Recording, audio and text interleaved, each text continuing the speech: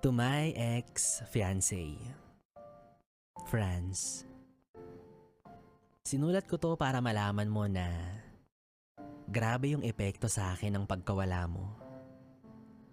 2018, nang nagsimula tayong magkakilala at bumuo ng mga pangarap para sa hinaharap. Simulat sa pool, malinaw na sa akin na ikaw na talaga yung gusto kong makasama. Ikaw yung babaeng pinapangarap ko.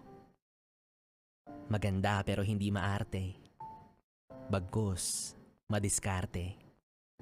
Matalino, matapang, masipag. At higit sa lahat, mabuti. Lahat nasa iyo na. Kaya masasabi kong sobrang swerte ko na nakilala kita.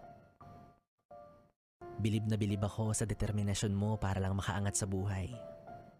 Doble-doble yung trabaho na ginagawa